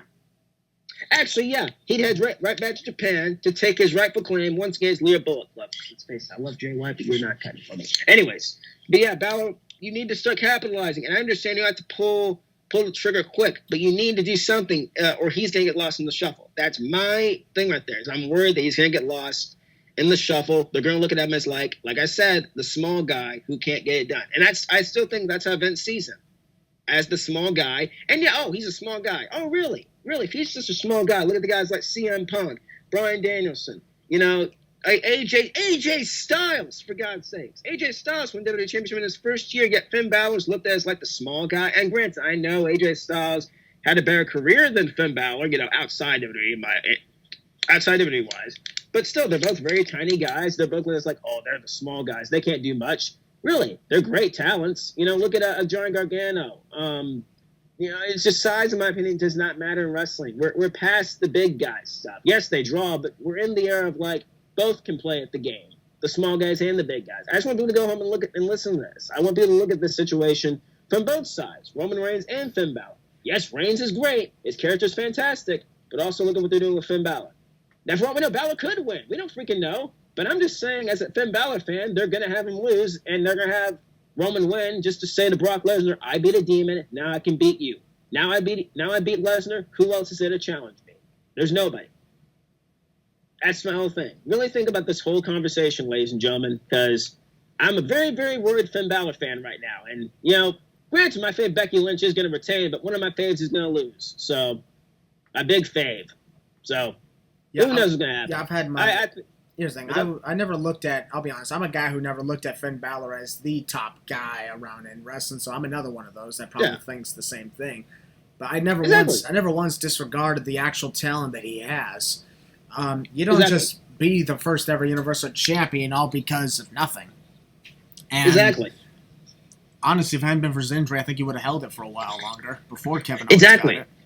But see, here's the thing: it was unfortunate. It was unfortunate circumstances. It's just we never got to recapitalize on it afterwards because you had Brock Lesnar hog the championship for over 500 days, literally the day before Finn Balor returned from injury. You know it.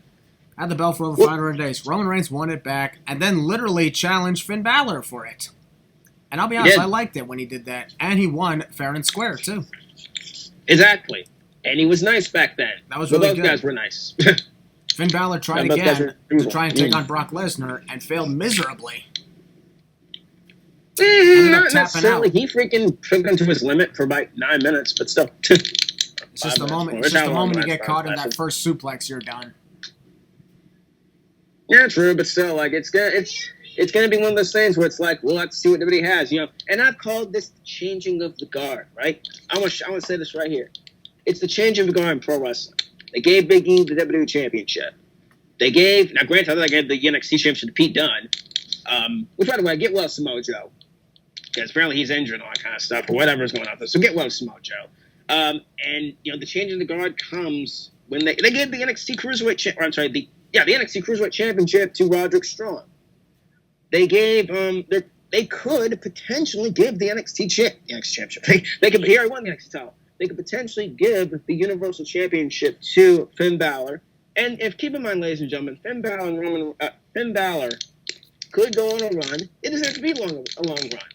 He could hold until maybe the Royal Rumble. And who said it? Reigns could win it back. Yeah, but in my opinion, that wouldn't make any sense to put Roman on the pause, just have him restart again. That's the controversial part. That's another reason why this whole thing has us in more different crazy pathways than the damn multiverse in Marvel. Exactly, because they did this. Like I said, we wouldn't be talking about this if the demon was not involved. But WWE had to be stupid. We would have honestly finished our podcast 20 minutes ago. Exactly, but we're still talking about this. It's this pretty big situation we're in right now. Yeah, nobody knows what's going to happen. Yeah, we're stuck in the tough situation where Roman Reigns. Here's the thing: Roman Reigns, in my opinion, is the top pick needed to win this match because of the role he's on. The problem is you brought in the Demon and everything, a character that you had protected on the main roster for his limited appearances. It was a good idea to bring him in for the small amount of times that it was there. I'll be honest, I still think Demon Finn Balor should have faced The Fiend at SummerSlam in 2019, and that would have been a case where we're okay if the Demon lost, because it's the goddamn Fiend. Exactly, but you used Smiley Angel Finn Balor, who literally died in minutes. Yep, he died. He went to NXT and got resurrected. He gets brought back up, and he's going to die as the Demon. Now, if the Demon was murdered by the Fiend, the match would have lasted a little longer. Exactly, but the Demon's going to be killed by the Tribal Chief, possibly. Now it could be the thing where it's like Lesnar could show up and Lesnar could screw over Reigns, but that doesn't make any. That kind of makes sense. Same time, it doesn't make sense. There's a lot. I don't know what they do here. At this point, you know what, guys? I'm just gonna say it's a fucking lose-lose situation. Everything's got a bad taste in it now. Roman Reigns could win. The good taste is he continues on the big streak that he's been going on, and it's amazing. The bad thing is having the Demon bringing back the Demon just to lose. Finn Balor wins. The Demon, the taste of good thing is the Demon still remaining undefeated on the main roster, and Balor finally gets back the title. The bad thing, the bad taste comes from Roman losing all his momentum as the head of the table and the Tribal Chief. One you could never get back again because he would be like, "You lost you lost to Finn Balor. How could we take you seriously again?" Keep in mind, he could lose potentially because of Brock Lesnar. And then there's the whole thing with Brock Lesnar. Didn't he say that's why he wanted Roman Reigns? He wants to beat Roman Reigns for the title. And it wouldn't make any sense for him to cost Reigns the title. That don't make any sense. I don't know. I know I predicted it, but you know what? I take it back. I'm just gonna wait and see. I'm not predicting this. I'm going to still keep my prediction by saying Roman will retain. But listen to that, folks. Have you ever heard, on the history of our damn podcast, you ever heard Willie say, "I'm not predicting this because I don't fucking know what to think anymore"?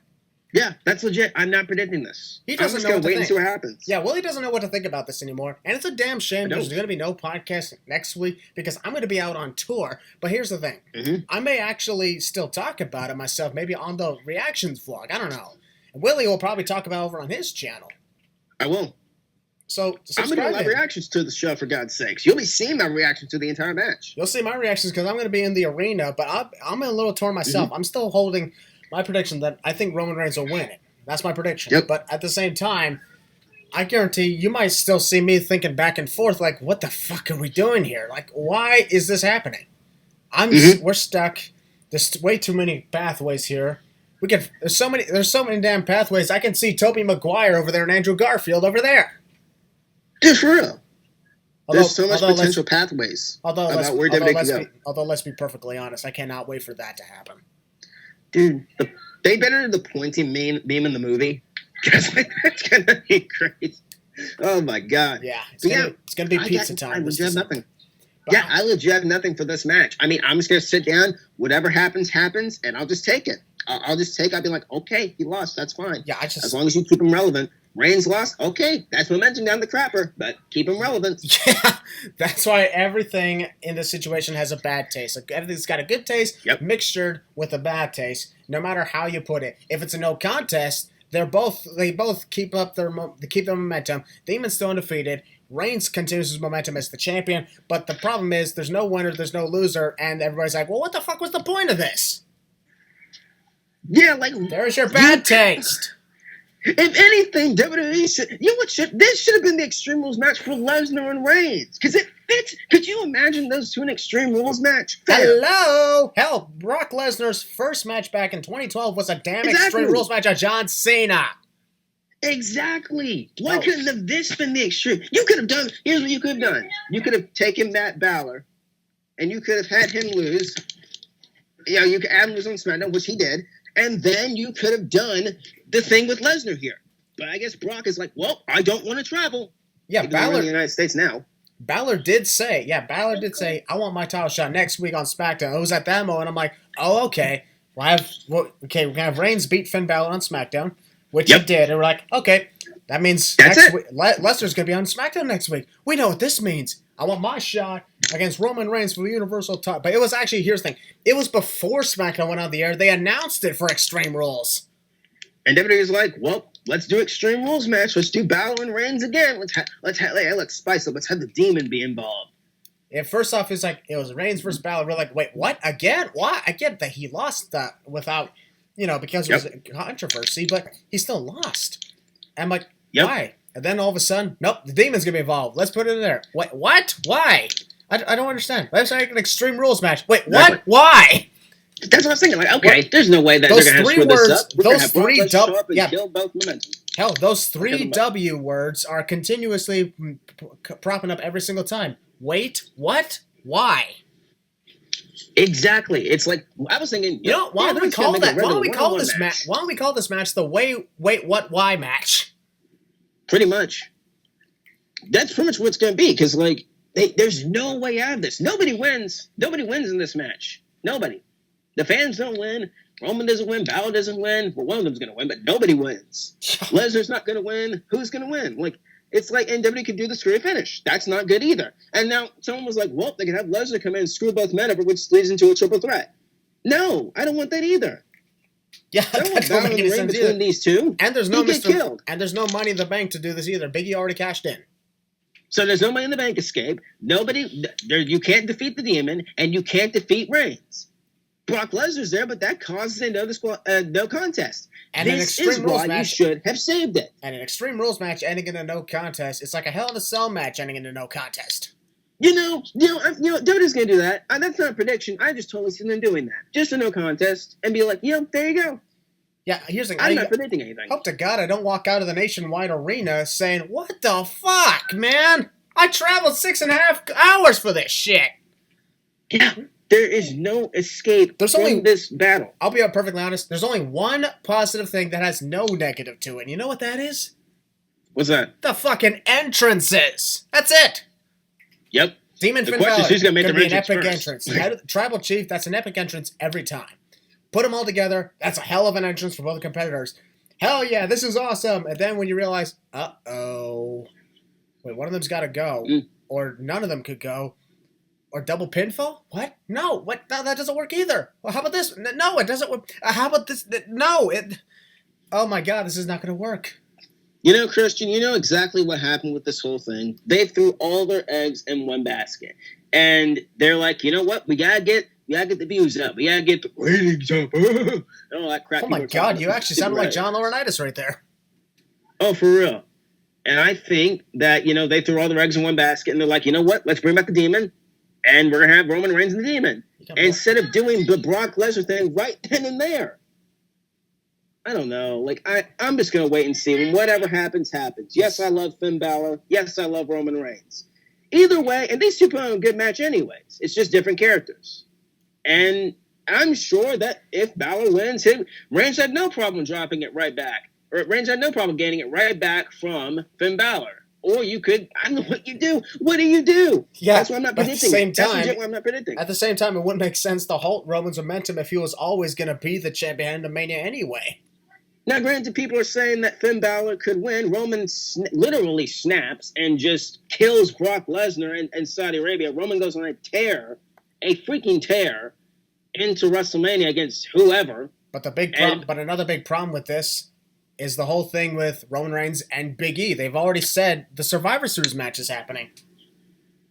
Yeah, they've already said that. Maybe that's to throw us off. Maybe they give Balor the chance. And granted, Balor and Big E did interact this past week. Which, by the way, I am enjoying Big E as the WWE champ. Granted, it's been 2 weeks, but still. We're still on this match. I'm just throwing it out there. I'm just throwing it out there that Balor, Reigns, I don't care. I really don't know what's going to happen. I care who wins. I'm going to phrase it. I do care who wins. And I'm not predicting it. For the first time in podcast history, I'm not predicting a match. And it's not because I'm a fan of Finn Balor or a fan of Roman Reigns. Just that I am confused. I'm kind of pissed off down below because WWE is being stupid and they're throwing all their eggs in one basket. Hell, the only time that Willie's ever been this torn was when Finn Balor took on Kyle O'Reilly at TakeOver 31. And even that one, I was like, you know what? I'm going to have Finn Balor win. Yeah, it was torn, and he kept going back and forth about it because it was difficult for him to put it in, but eventually he made a decision. This is totally different because at least Kyle O'Reilly could take a loss and it would look great. Mm-hmm. And he did, and it looked great. This one here is just a lose-lose situation. Nobody can lose. Hell, we're losers, yes, but even we know that this is taking a major L. Yep, this is the biggest L of the week.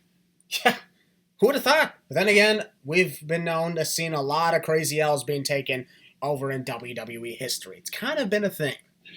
They could shock us. I think they could shock us this week with something. Maybe someone screws Balor over. I don't know. I mean, who could screw him over? I don't know. He doesn't have any beef with anybody besides Roman. So somebody could screw him. I don't freaking know. We're just going to see what happens. Yes. But for now, I'm not predicting the match. I don't know who's going to win. That's my final prediction. I don't know. Yeah, we're honestly. I really don't know. I'm really hoping that somehow, some way, when it comes to this match, I actually hope that somehow they pull something out of their ass and they shock even us and realize, oh, why didn't we think of that? Exactly. We'll be like, oh, wow, so that's what they did. I want to be coming out of that pay-per-view where it's like, oh, my God, what just happened? Is that too hard to ask, folks? And there's no tagline, I don't think, for the show. So that's a fucking first. So, yeah, that's a first. There's no tagline for the show, so we really can't predict what's going to happen. Because like last year was like with SummerSlam, you'll never see it coming. Roman Reigns return.